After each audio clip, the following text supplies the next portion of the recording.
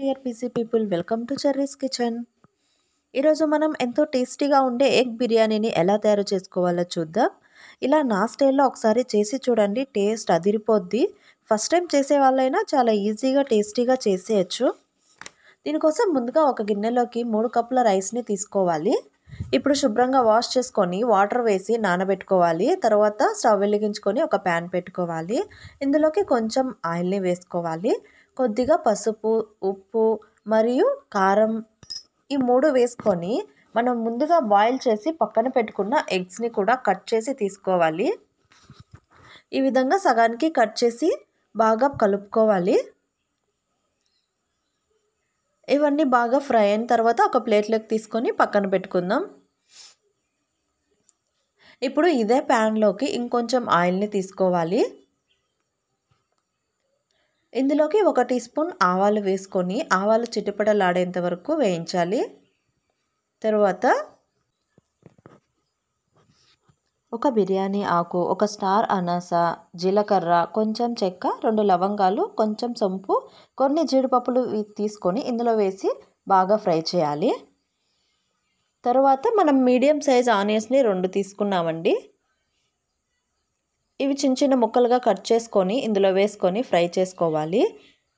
మూత పెట్టి ఎర్రగడ్డలు బాగా మగ్గేంత వరకు వేయించుకోవాలి.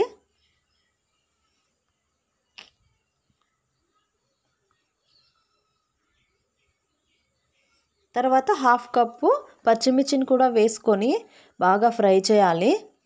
ఈ ఆయిల్లో ఆనియన్స్ అనేది బాగా ఫ్రై అవ్వాలండి. ఇవి బాగా ఫ్రై అయిన తర్వాత 1 టీ స్పూన్ అల్లం వెల్లుల్లి పేస్ట్ని కూడా తీసుకొని ఇందులో వేసుకోవాలి. ఈ అల్లం వెల్లుల్లి పేస్ట్ పచ్చివాసన పోయేంత వరకు బాగా ఫ్రై చేయాలి. తర్వాత 2 కప్పుల టమోటా ముక్కల్ని కూడా తీసుకొని వేసుకోవాలి. ఈ టమాటా ముక్కలు తొందరగా మగ్గేందుకు కొంచెం సాల్ట్ని కూడా వేసుకుంటున్నాను. 1 టేబుల్ స్పూన్ సాల్ట్ వేసుకొని ఒకసారి బాగా మిక్స్ చేసుకోవాలి.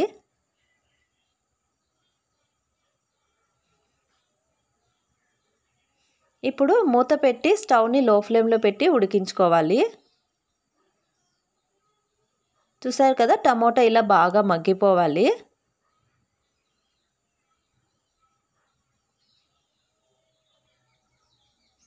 ఇప్పుడు మనం ఇందులోకి 1 టీ స్పూన్ పసుపు, 1 టీ స్పూన్ కారం, అదేవిధంగా 2 టీ స్పూన్ల ధనియాల పొడి, 1 టేబుల్ స్పూన్ బిర్యానీ పౌడర్ని కూడా వేసుకొని ఒకసారి బాగా కలుపుకోవాలి.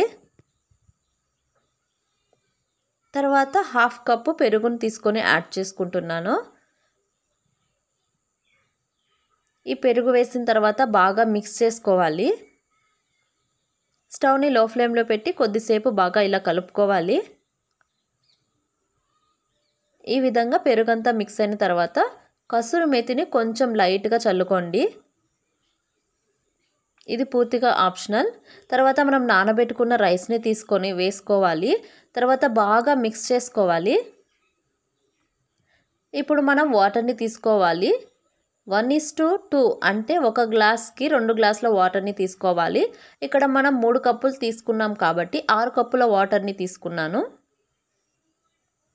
తర్వాత మూత పెట్టుకొని ఉడికించుకోవాలి.